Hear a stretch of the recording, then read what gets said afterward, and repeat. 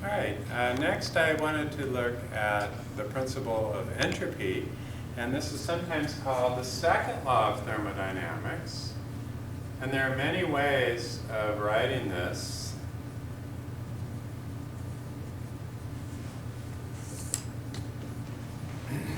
But I'm going to write it in a way that you might want to compare with some of the other descriptions for the second law that you see in the textbook. But here's my way of explaining it. A system, if left to itself,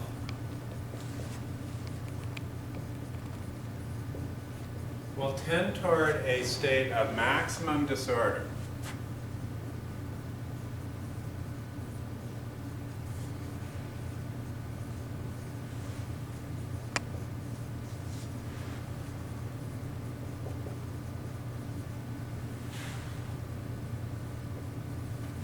Or maximum entropy, where we can define the entropy as being a measure of the disorder of the system. And so a system, in other words, then that's more disordered tends to have a higher entropy.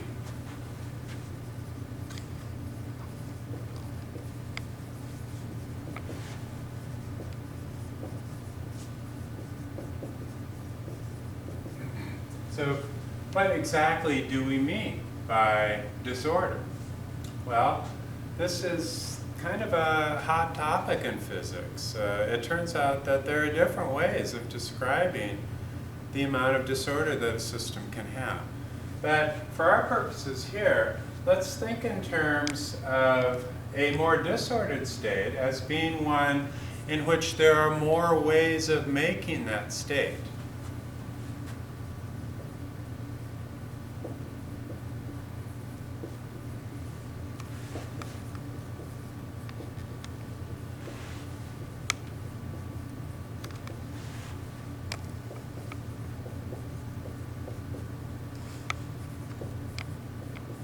Whereas a less ordered state would indicate that there are less ways that you can make that state.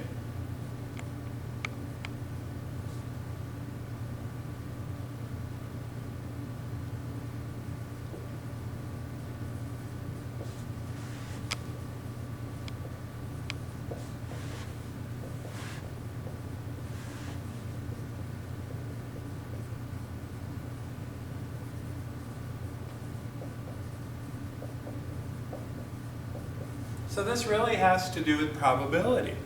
What's the likelihood of being in one state versus another state? And it turns out that the states that are more disordered have a higher likelihood of you finding yourself in one of those states, just because there are more of them. And so let me give you an example that has to do with just pure probability before we get to a physical example. And so in this one, let's say that we have two dice and we roll them.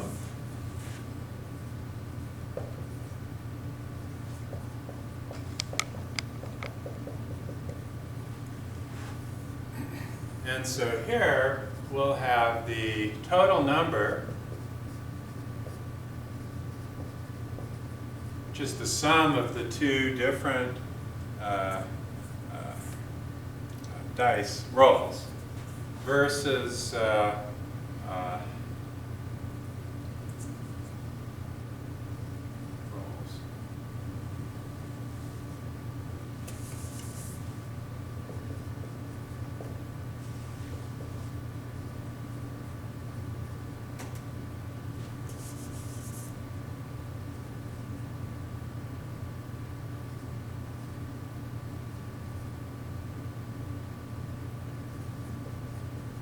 Call this the total number of rolls giving a certain number, giving a certain total number.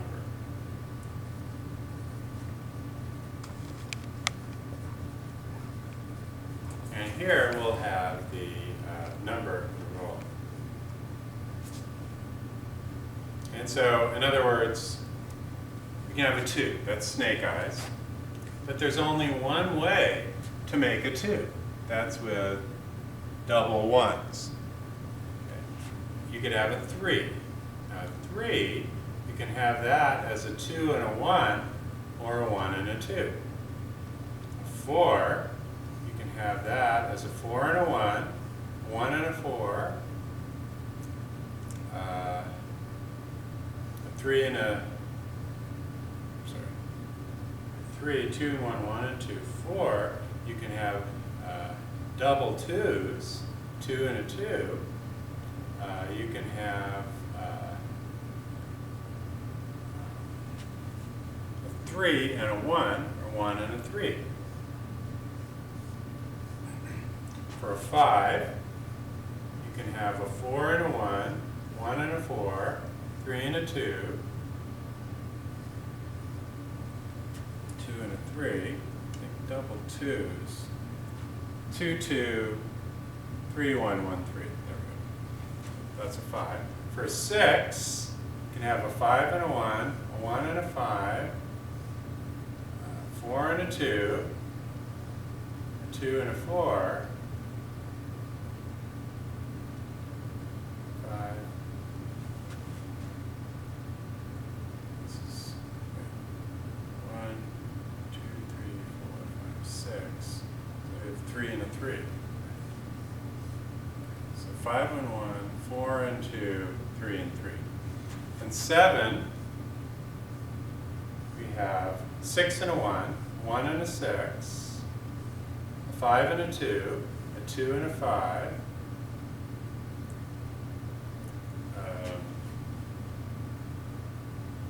4 and a 3, 3 and a 4.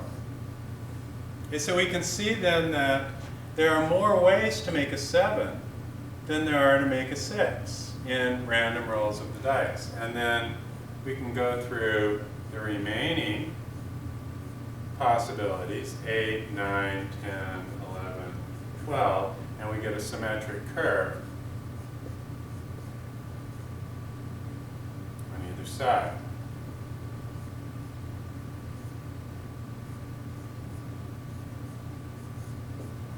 Like that. And so this is sometimes called a normal distribution.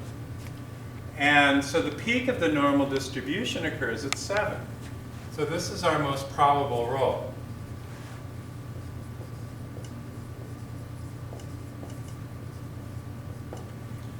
And this is also considered to be the state of greatest disorder of the system. And so this would have the most entropy by our definition of a more ordered state being there are more ways to make that state. Okay, so there's more ways to make a 7 than there are to make double 6s, or snake eyes. There's only one way to make double 6s, only one way to make snake eyes. But you've got a whole bunch of different ways to make a 7. So that would be the highest entropy.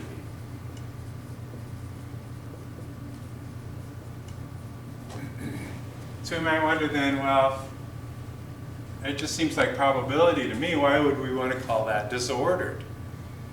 And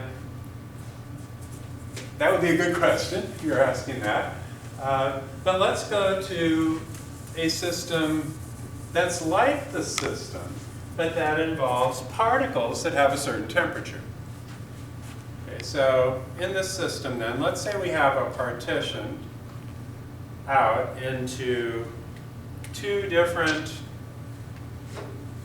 sections. One of them we'll call our 10 degrees centigrade partition, and the other one is our 20 degrees centigrade partition.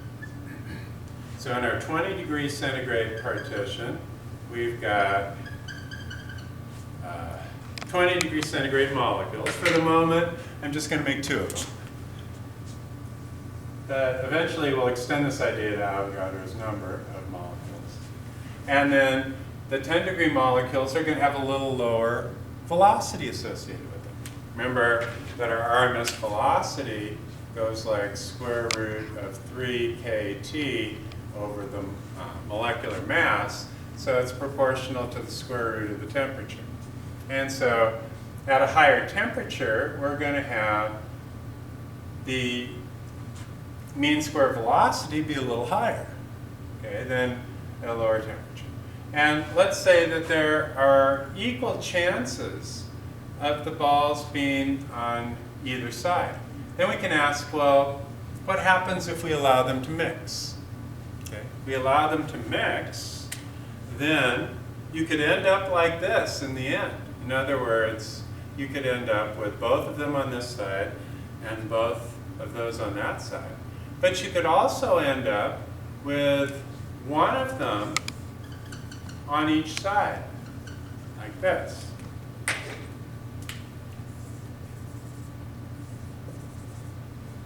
And it turns out that's the most probable way that you could end up with these things being perfectly mixed up. And the reason for that is that this one could be over there, and this one could stay there, and this one could come over here, and this one could stay there, or this one could come over here, and this one could stay here, or this one could come over here, and that one could stay there, and this one could come over there. So in other words, what you end up with in a mixed state like this is a higher number of ways of making this combination. So this has the most disorder because there are the most ways that we can start out with this system and make this system.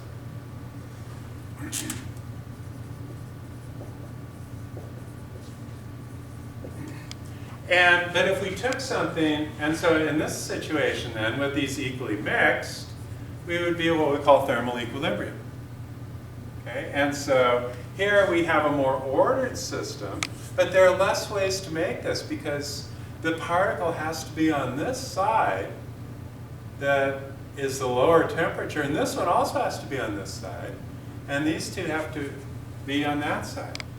But if we started out with something like this, is there a chance that it could go from this situation to that situation if we just randomly mixed? Yes, there is a chance. Okay, what is that chance? Well, you'd have to, for each one of these, it'd be 1 chance in 2. So you'd have 1 chance in 4, something like 1 chance in 16 maybe, of going from this situation to that situation. But going from here to there, you've got a much higher probability. And so systems naturally tend to go in the direction that lead to the most accessible states in the system. And that tends to be the one where they have the greatest, what we call disorder. And that just means that they're the most ways of making this state.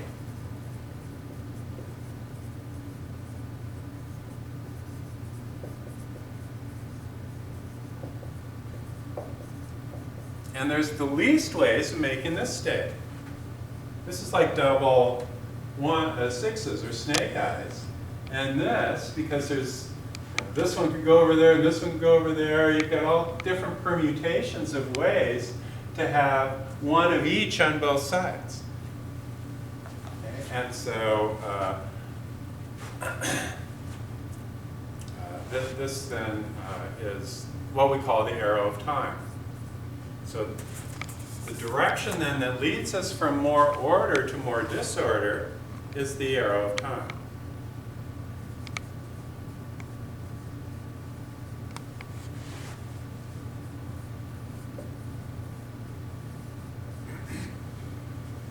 Okay, now, you could go in the other direction. But if you start doing this with Avogadro's number of these molecules, then if you had an equal mix of 10 to the 23rd molecules on either side, and then you wanted all 10 to the 23rd to either end up with the lower velocity molecules on one side and the higher velocity molecules on the other side, it would be so statistically unlikely that it's never going to happen. And that's the reason why you don't have systems that go from more disordered to more ordered. And so heat then tends to flow in the direction that gives rise to the greatest number of possible states for the system, simply because it's most probable to go that way. Does that mean that you can't have a system that's macroscopic that goes from 15 degrees to 10 degrees on one side and 20 on the other. No, it doesn't mean that at all. It just means that the chances of it happening are so small that it might only happen one time in 100 zillion times the age of the universe. And so it doesn't disobey any laws of physics to say that things could go from more disordered to more ordered. It just isn't very likely, and so it doesn't tend to happen. Okay, and so given that is the reason for this correspondence between states that have a higher population associated with them and actual thermodynamic systems that have elements that are like molecules that have a certain velocity in them is just natural to this concept of systems tending to wind down or become more disordered in time. Are there other examples? Well, let's say that I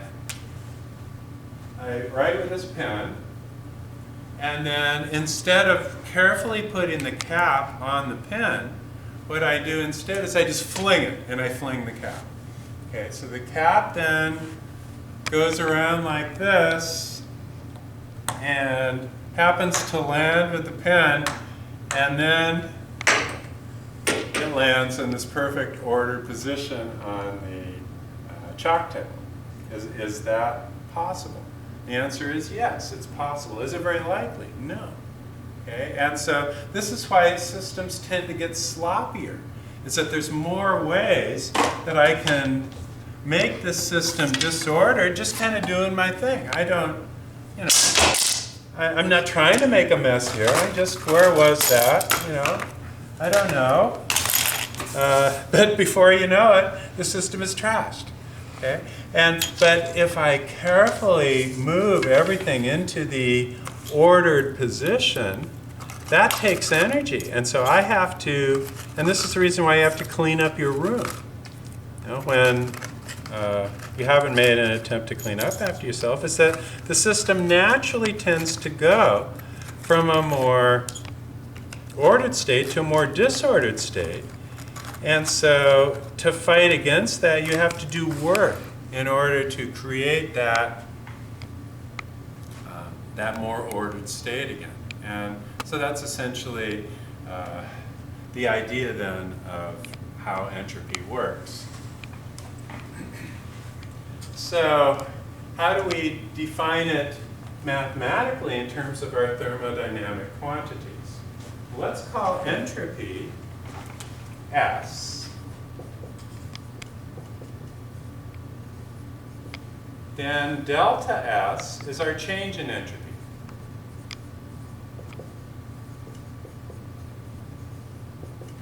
So we saw in this last example then that this is more order and this is more disorder.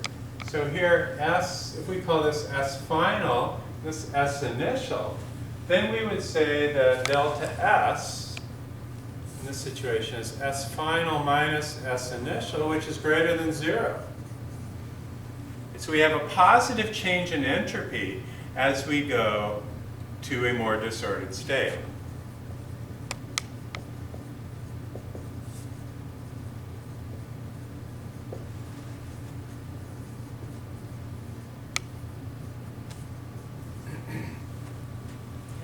And we can rewrite that change in entropy, delta S, as equaling Q over T, where Q is the heat that enters the system in a constant temperature process. So this is the change in entropy during a phase change.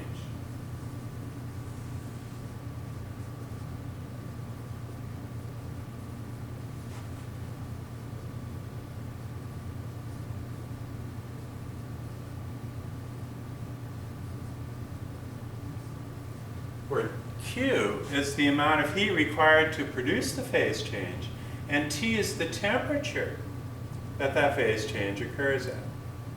And so let's see if we can do this then for the following example. Let's say we have 1 kilogram of water at 0 degrees centigrade.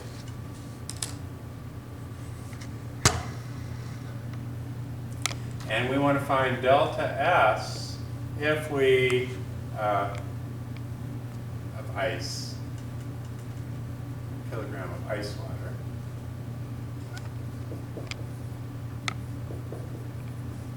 At 0 degrees centigrade. Find delta S if we melt the ice. Okay, so delta S then will be positive because the system will become more disordered as it goes from ice to liquid.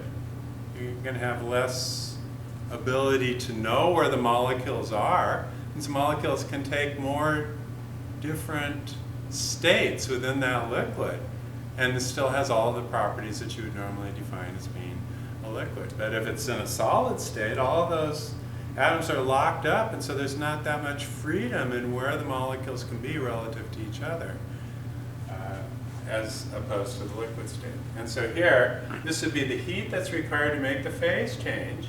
So that would be equal to mL fusion divided by the temperature, T. And the temperature is not 0, but 273 degrees Kelvin. Okay, so if we wanted this then in units of joules per degree Kelvin, we could write this in as 1 kilogram times the latent heat of fusion. Well, the latent heat of fusion for water is 79 calories per gram, but that's equal to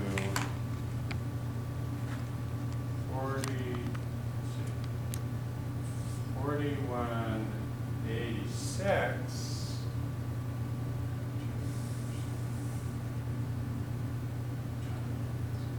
That's 330,000 joules per kilogram.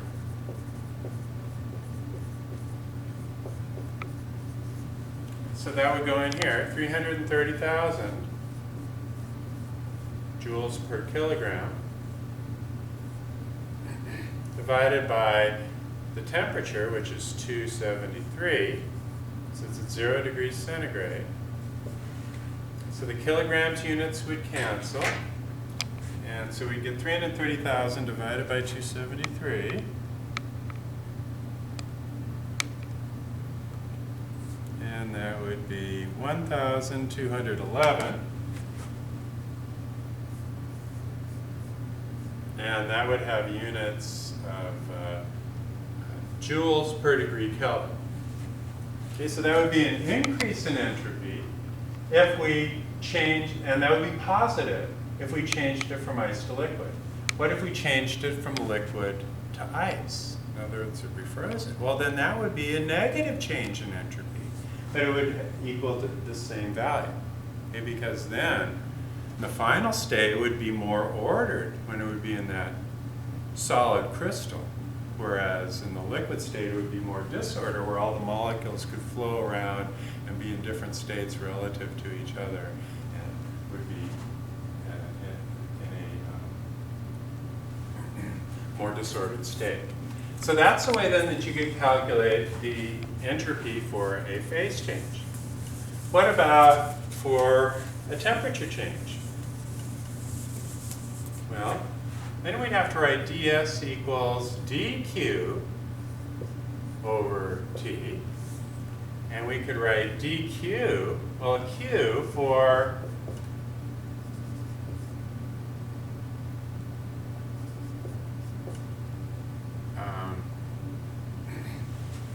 a process in which we're changing the temperature of an object at constant phase. The q looks something like this, so the dq would be equal to mc times dt. Looks something like that. And so we could rewrite this then as mc dt over t for ds. And then we could find s by integrating ds. So that would be the integral from t initial to t final of mc times dt over t. So that would be mc times the natural log of t final over T initial. That would be our change in our entropy, delta S. That would be the area under this dq over T, this entropy plotted versus temperature curve. Okay, and so in this example then, let's say that T final is equal to 2 times T initial, then the change in the entropy, and there's no phase change in this, would be mc times the natural log of 2. So if this were, let's say, some form of steel, let's say that the mass is equal to 1 kilogram and C was equal to 1,000 kilograms per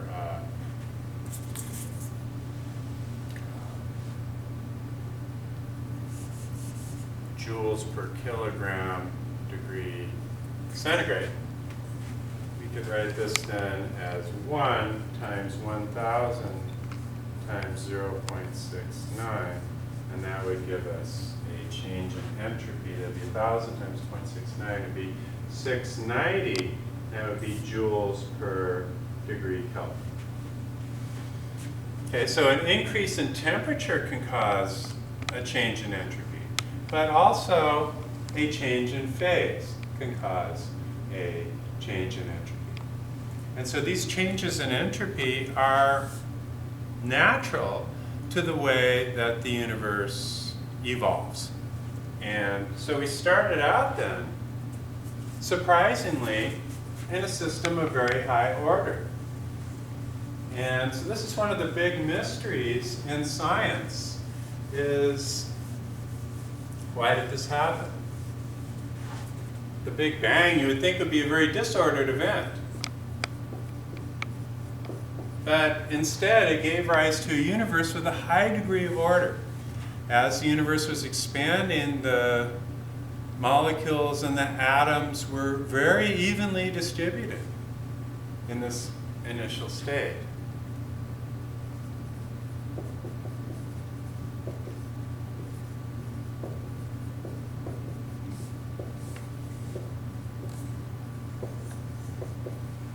And then there might have been variations in the separation of the particles in the early universe. That's only something like 1 part in 100,000. So in other words, there's just this tiniest fluctuation in the average separation between the molecules. And this 1 part in 100,000 clumping, not much, but it's enough to, because of gravity, create the seeds that would form galaxies.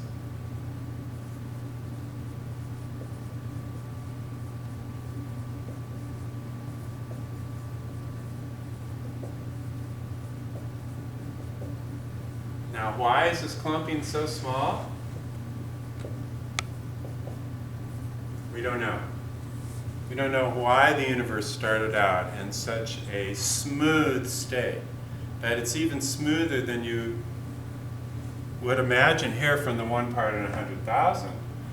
Roger Penrose, who recently won the Nobel Prize in Physics, estimates that the chances of our universe starting out in the kind of an ordered state that it has in order to produce the universe that we see today is 10 to the 10 to the 10 to the 124th power.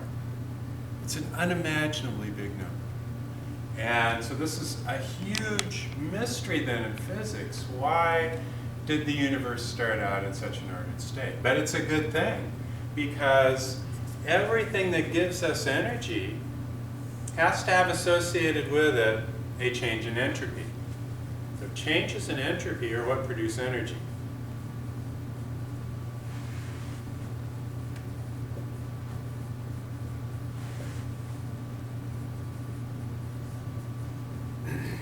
And so if we started out with a high entropy state, there wouldn't be any changes in entropy, so you wouldn't have any sources of energy in the universe. But, for example, in a star, you have 4 hydrogen atoms going to helium plus energy. And so this is more ordered state. This is a more disordered state.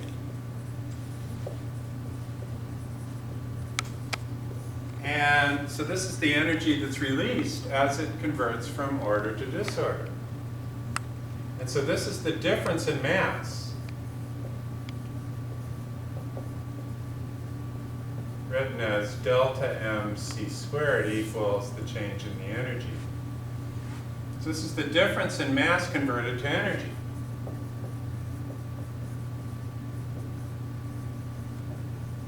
So here we have mass. Here we have a less ordered form of mass, and some of that disorder has been converted into energy. So in other words, in the process of stars producing their energy from hydrogen fusion, they're going from a more ordered state to a more disordered state. And so we're spending our entropy. And in the process of spending it and creating this change in entropy, we have associated with that the energy that's produced that makes life possible. Okay, so in the distant future, the hydrogen will mostly be converted into helium, and you won't have new generations of stars forming. And so basically it's like somebody that's got $1 million and they spend in $10,000 a day, eventually run out of money. And so eventually the universe will run out of order. And at that point, life as we know it will be impossible. Life can only occur as changes in entropy occur that bring us from a more ordered state to a more disordered state. And then that more disordered state is associated with a conversion of mass into energy. Okay? And so we might wonder then, well, how do we get then life forming? Because it would seem like life would be a more ordered state. And so how is it that we're going from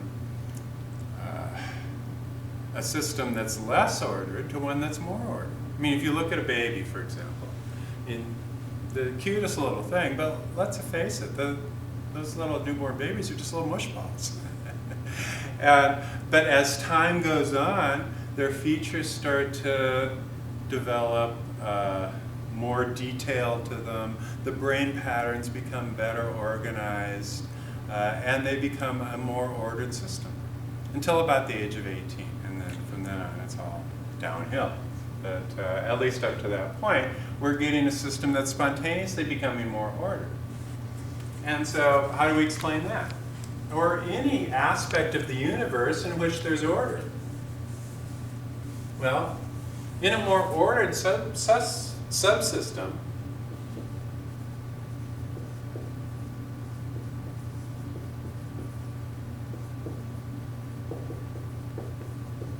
we can say that the total entropy of the entire system must increase.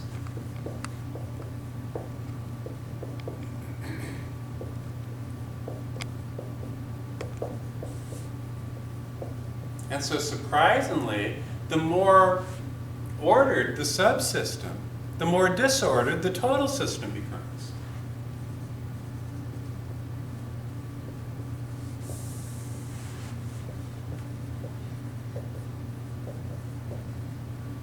For example, a baby, a more ordered subsystem, results in a more disordered total system.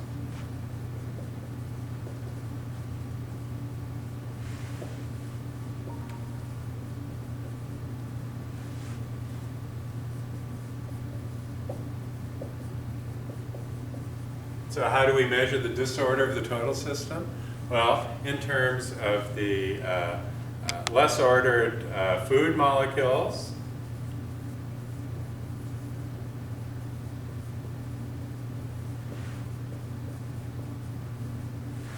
the rapid aging of the parents,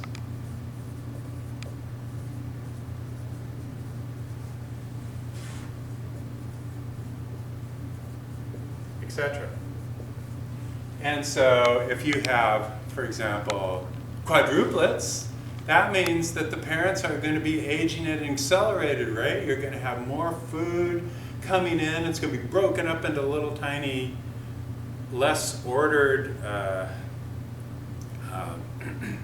molecular forms. Energy will be released in that process. An exothermic or chemical reaction turns order into disorder. Okay? And so that means that the more ordered the subsystem, if you have quadruplets, that means that the total disorder of the entire system has gone up, not down.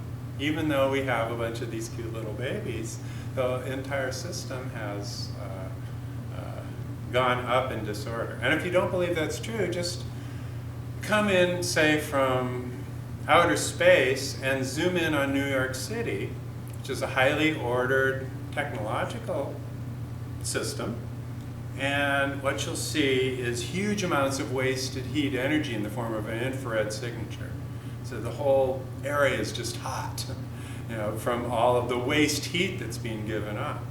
And so that then is the acceleration of the total entropy that is caused by the subsystem having a higher degree of order.